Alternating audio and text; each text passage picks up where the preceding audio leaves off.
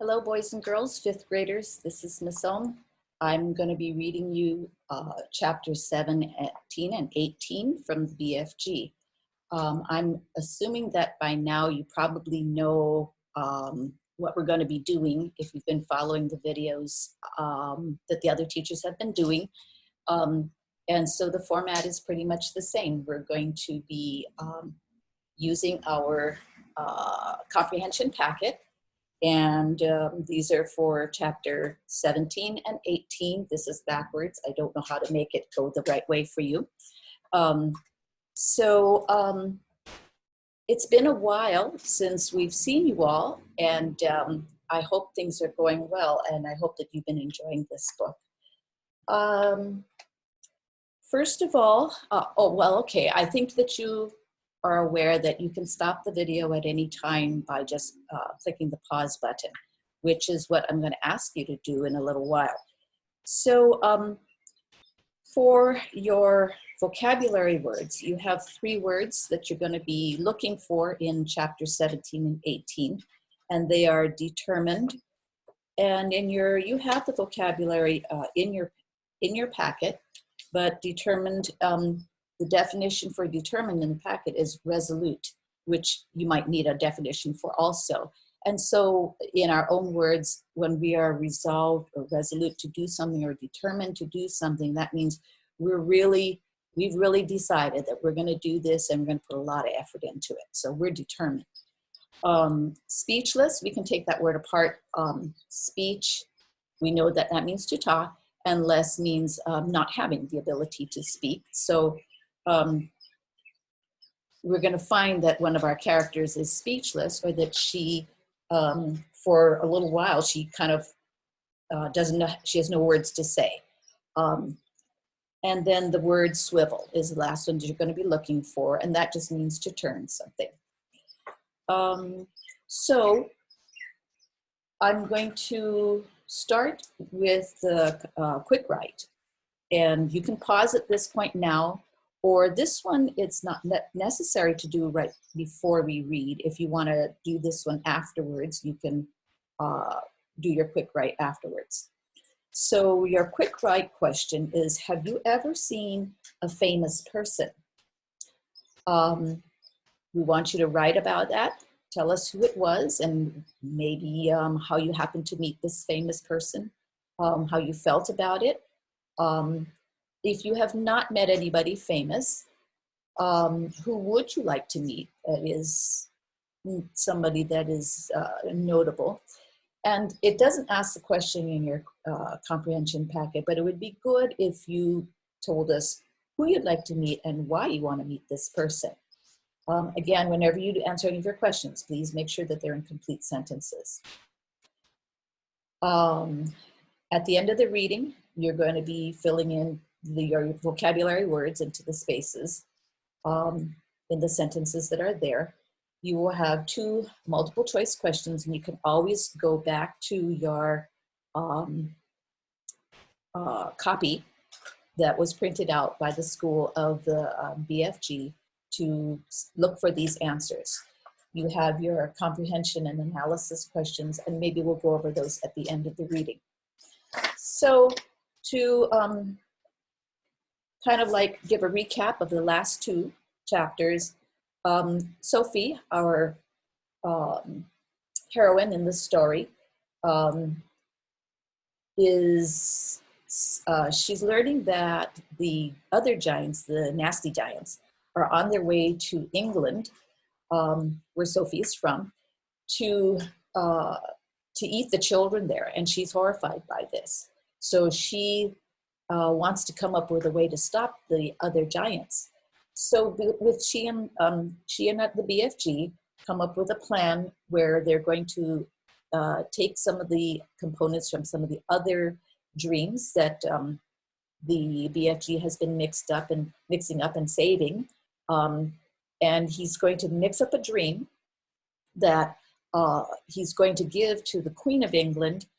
They feel that she has the ability and the power to do something about all these giants, where regular people don't have that ability. And so they feel that the Queen is the one who's going to be able to help them. So that's where we are now. Okay, so if you have your copy of your BFG, would you turn to the page that starts you on Journey to London, which is chapter 17. The page number you have in your story is different from the one that I have in my book. Oh, okay, so before we start, if you want to pause to write your answer to your question, you can pause now.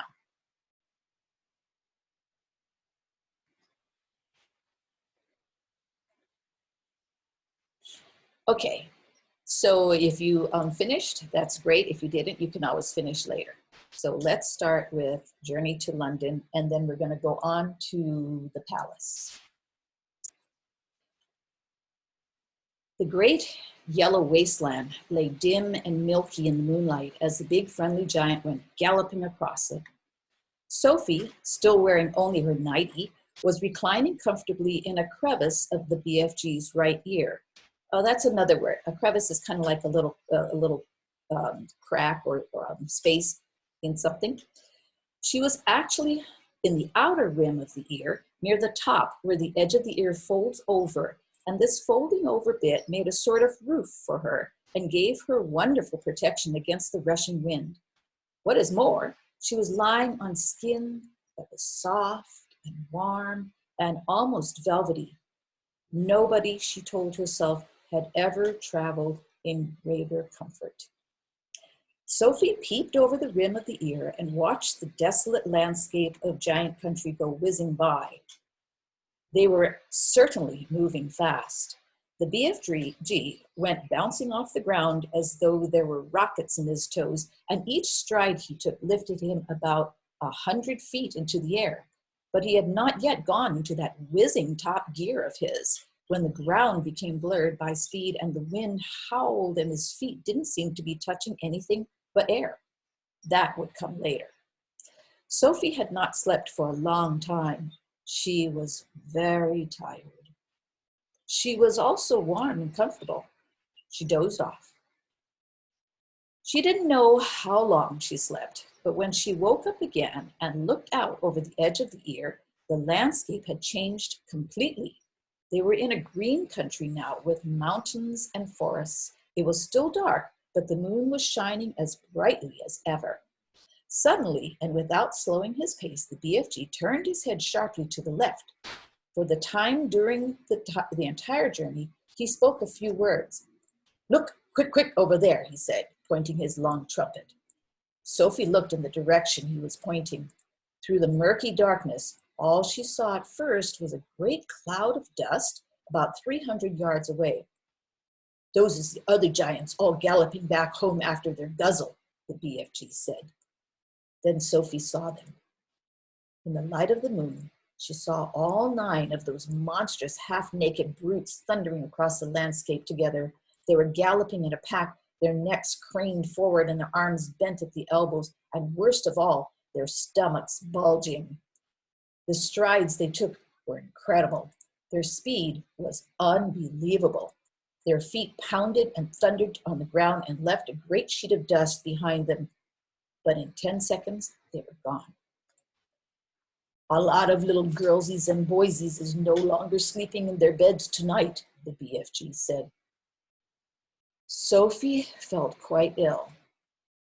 But this grim encounter made her more than ever determined to go through with her mission. It must have been about an hour or so later that the BFG began to slow his pace. "We is in England now," he said suddenly. Dark though it was, Sophie could see that they were in a country of green fields with neat hedges in between fields. There were hills with trees all over them, and occasionally there were roads with the lights of cars moving along.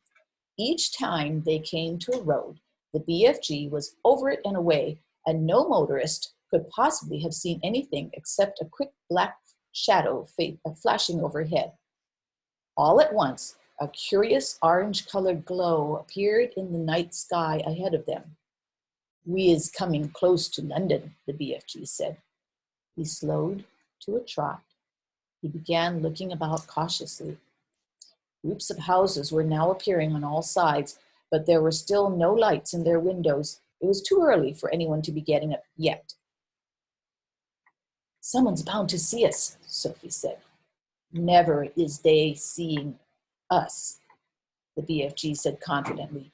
"You is forgetting that I is doing this sort of thing for years and years and years. No human being is ever catching even the smallest wink of me." "I did," Sophie whispered. "Ah," he said. "Yes, but you—" "Oh, I did," Sophie whispered. "Ah," he said. "Yes, but you was the very first." During the next half hour, things moved so swiftly and so silently that Sophie, crouching in the giant's ear, was unable to understand exactly what was going on. They were in streets. There were houses everywhere. Sometimes there were shops. There were bright lamps in the streets. There were quite a few people about, and there were cars with lights on. But nobody ever noticed the BFG. It was impossible to understand quite how he did it. There was a kind of magic in his movements. He seemed to melt into the shadows. He would glide. That was the only word to describe his way of moving. He would glide noiselessly from one dark place to another, always moving, always gliding forward through the streets of London, his black cloak blending with the shadows of the night. It is quite possible that one or two late-night wanderers might have thought they saw a tall black shadow skimming swiftly down a murky side street, but even if they had, they would never have believed their own eyes. They would have dismissed it as an illusion and blamed themselves for seeing things that weren't there. Sophie and the BFG came at last to a large place full of trees. There was a road running through it and a lake. There were no people in this place, and the BFG stopped for the first time since they had set out from his cave many hours before. "What's the matter?" Sophie whispered in her under-the-breath voice. "I is in a bit of a puddle," he said. "You're doing marvelously," Sophie whispered. "No, I isn't," he said. "I is now completely boggled. I is lost." "But why?" "Because we is meant to be in the middle of London, and suddenly we is in green pastures." "Don't be silly," Sophie whispered. "This is the middle of London. It's called Hyde Park. I know exactly where we are." "You is joking." "I'm not. I swear I'm not. We're almost there." "You mean we is nearly at the Queen's Palace?" cried the BFG. "It's just across the road," Sophie whispered. "This is where I take over." "Which way?" the BFG asked. "Straight ahead." The BFG trotted forward through the deserted park. "Now stop." The BFG stopped. "You see that huge roundabout ahead of us just outside the park?" Sophie whispered. "I see it." "That is Hyde Park Corner." Even now, when it was still an hour before dawn, there was quite a lot of traffic moving around Hyde Park Corner. Then Sophie whispered, In the middle of the roundabout, there is an enormous stone arch with a statue of a horse and rider on top of it. Can you see that?" The BFG peered through the trees. "I is seeing it," he said. "Do you think that if you took a very fast run at it, you could jump clear over Hyde Park Corner, over the arch, and over the horse and rider and land on the pavement on the other side?" "Easy," the BFG said. "You're sure? You're absolutely sure?" "I promise," the BFG said. "Whatever you do, you mustn't land in the middle of Hyde Park Corner." "Don't get so flussed," the BFG said. "To me, that is a snitchy little jump. There's not a thing-a-ling-a-ling to it." "Then go," Sophie whispered. The BFG broke into a full gallop. He went scorching across the park, and just before he reached the railings that divided it from the street, he took off. It was a gigantic leap. He flew high over Hyde Park Corner and landed as softly as a cat on the pavement the other side. "Well done," Sophie whispered. "Now quick, over that wall." Directly in front of them, Bordering the pavement, there was a brick wall with fearsome-looking spikes all along the top of it. A swift crouch, a little leap, and the BFG was over it. "We're there," Sophie whispered excitedly. "We're in the Queen's back garden." Okay, we're going to go on to the next chapter, 18, the palace. "By gumdrops," whispered the big friendly giant. "Is this really it?" "There's the palace," Sophie whispered back. Not more than 100 yards away, through the tall trees in the garden, across the mown lawns and the tidy flower beds, the massive shape of the palace itself loomed through the darkness. It was made of whitish stone. The sheer size of it staggered the BFG. "But this place is having 100 bedrooms at least," he said. "Easily, I should think," Sophie whispered. "Then I is boggled," the BFG said. "How is I possibly finding the one where the Queen is sleeping?" "Let's go a bit closer and have a look," Sophie whispered. The BFG glided forward among the trees. Suddenly, he stopped dead.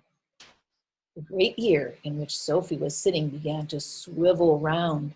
"Hey," Sophie whispered, "you're going to tip me out." "Shh," the BFG whispered back. "I is hearing something." He stopped behind a clump of bushes. He waited. The ear was still swinging this way and that. Sophie had to hang on tight to the side of it to save herself from tumbling out. The BFG pointed through a gap in the bushes, and there, not more than 50 yards away, he saw a man padding softly across the lawn. He had a guard dog with him on a leash. The BFG stayed as still as a stone. So did Sophie. The man and the dog walked on and disappeared into the darkness. "You was telling me they had no soldiers in the back garden," the BFG whispered. "He wasn't a soldier," Sophie whispered. "He was some sort of a watchman. We'll have to be careful." "I is not too worried," the BFG said. "These waxy big ears of mine is picking up even the noise of a man breathing the other side of this garden." "How much longer before it begins to get light?" Sophie whispered. "Very short," the BFG said. "We must go pell-mell for leather now." He glided forward through the vast gardens, and once again Sophie noticed how he seemed to melt into the shadows wherever he went. His feet made no sound at all, even when he was walking on gravel. Suddenly, they were right up close against the back wall of the great palace. The BFG's head was level with the upper windows, one flight up, and Sophie, sitting in his ear, had the same view. In all the windows on that floor, the curtains seemed to be drawn, means they were closed. There were no lights showing anywhere. In the distance, they could hear the muted sound of traffic going round Hyde Park corner.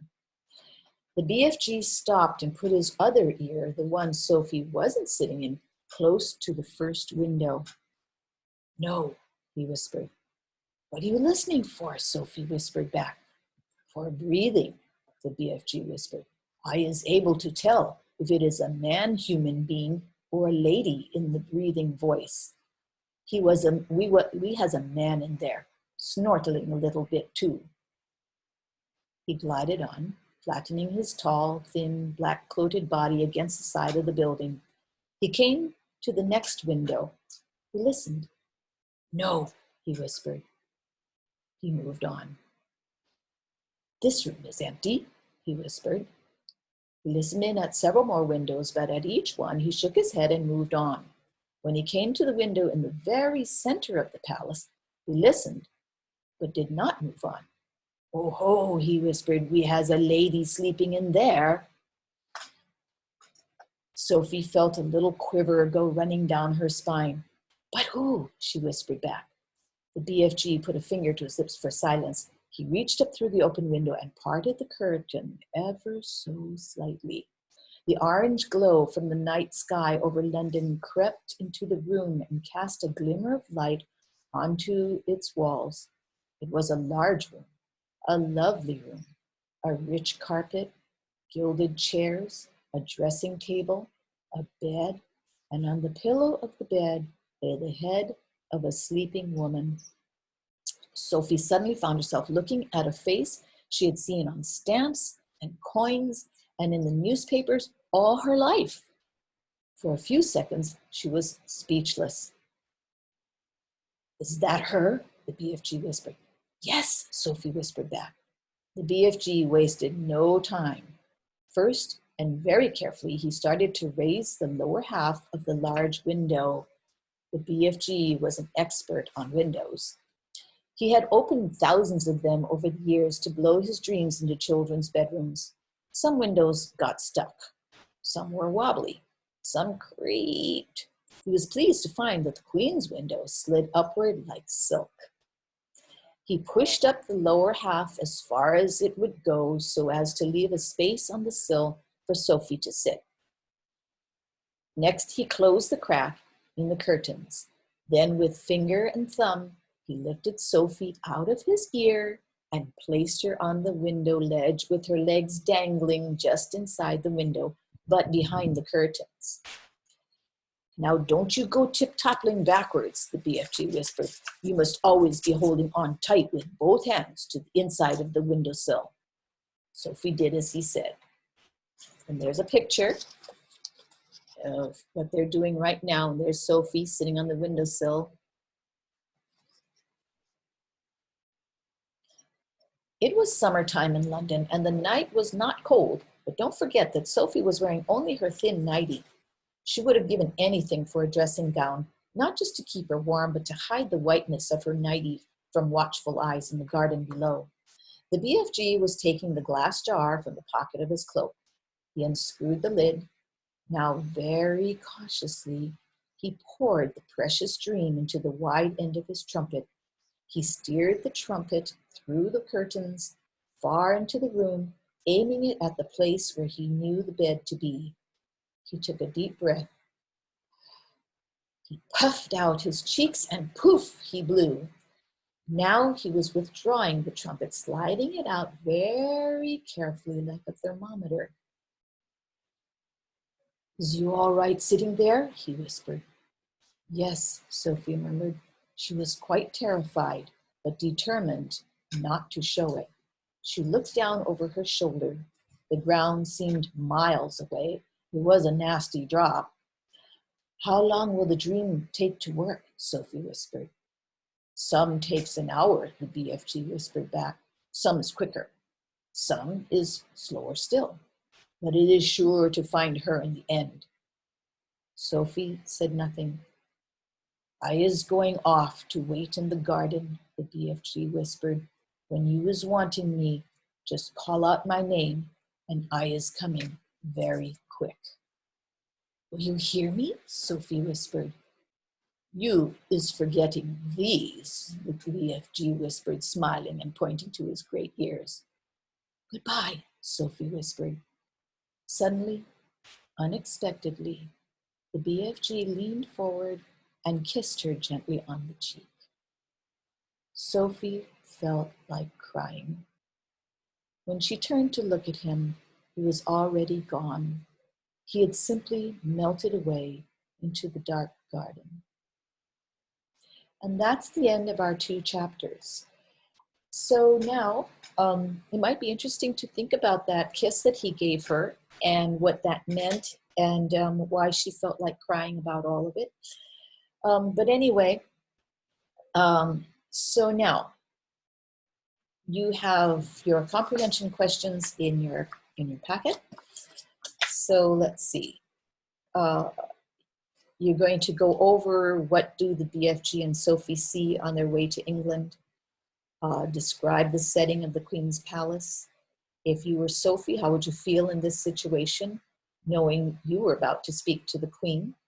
And then you're going to look at some of the similes that were written, that Roald Dahl gave you in these 2 chapters to kind of make things a little more interesting for you and to help you to be able to visualize what's going on. That's what similes and metaphors will do for you when you read. So just as an aside, though, the Queen that is mentioned in this story was a young queen of England when the story was written a long time ago. And that queen is still the Queen of England today. She's quite a bit older. She's in her 90s, late 90s. She's still very sharp, and she's very much the queen still. So before we end this, I wanted to say that I enjoyed doing this. This is my first attempt at this, and so I apologize for mistakes I made and any glitches or anything like that. Just because it's been a while before you will actually see this video, by the time you see it, you will have been in our stay-at-home time quite a long time. So this is a different time in your life, and none of us have ever experienced this before. So you actually are, let's say, living history right now. When you are older, maybe 10 years from now, or 20 years from now, 30, or when you're 40, no matter how much older you are from now on, you're going to read about this event that you're living through right now in the history books. So you're a part of the history that's happening today. So when you're finished doing your chores and doing your homework and stuff, I want you to, one last request of mine, I want you to find your parents and your grandparents and your aunties and uncles, and please thank them and hug them and thank them again for taking care of you, for loving you through this pretty, it's a very different situation, and it's stressful for a lot of people. Okay, so until we see you again, I hope you enjoyed the reading, and come back to hear the rest of the book. So take care. Aloha.